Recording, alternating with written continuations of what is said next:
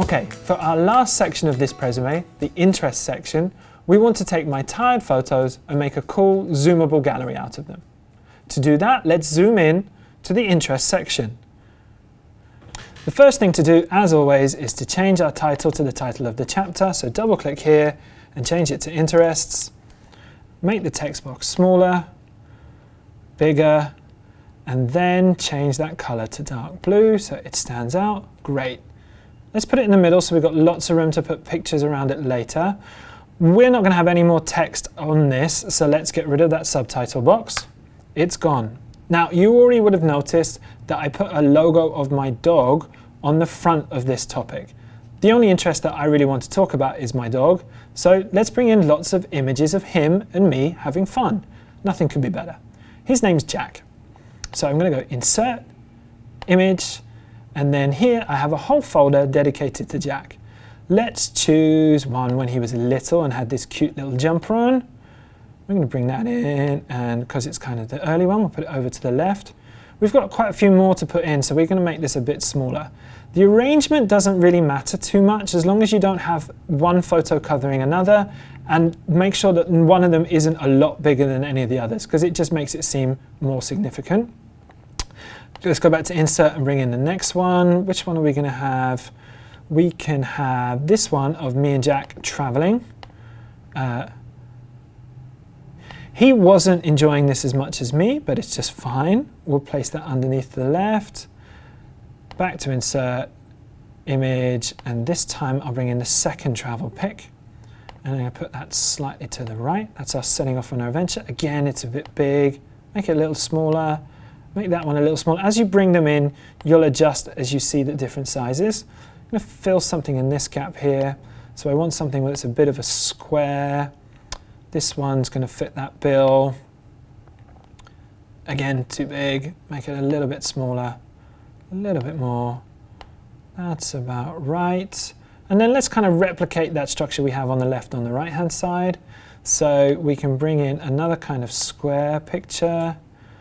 This one here is going to do its job because he was working with me.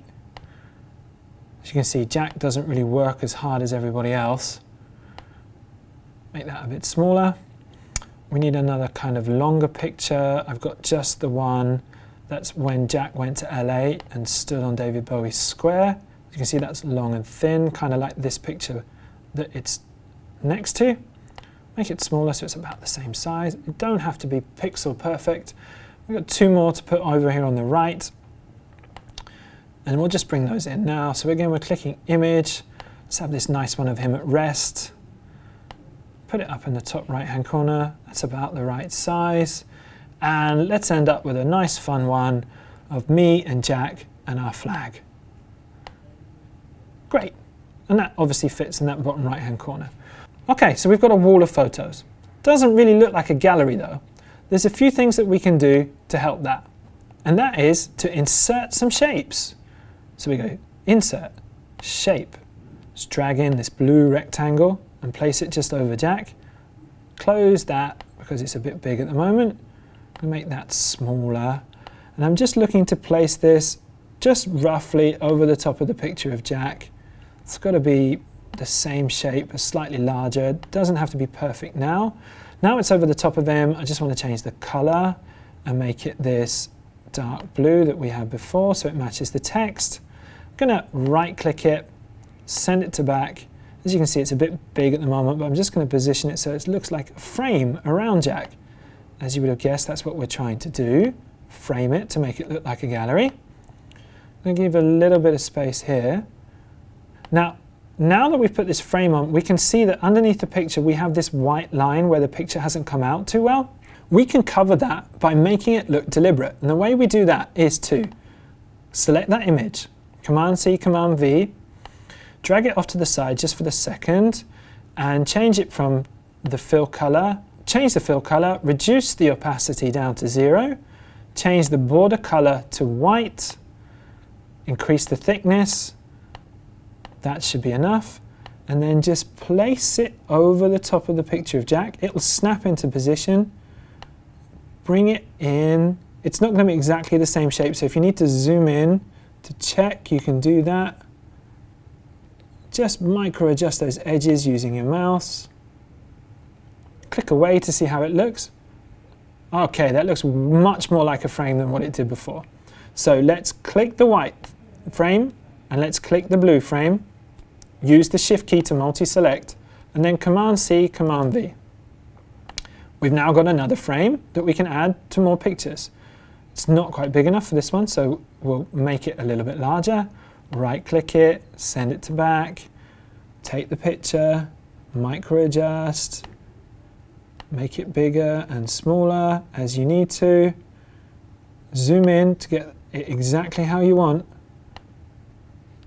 I'm going to just grab the frame here and move it a little to the left on this side, but on the right to this side.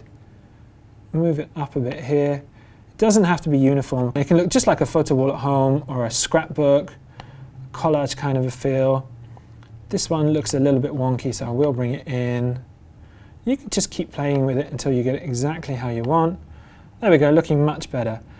Okay, so this is a little bit repetitive, so I'll just zoom through the rest of these.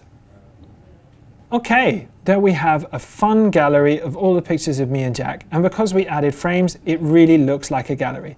And it didn't have to be perfect to get the feeling just as we want.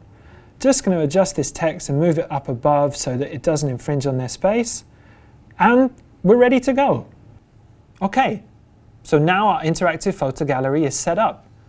In the next section, I'm going to teach you how you can use animations to make these photos really stand out and tell your story better.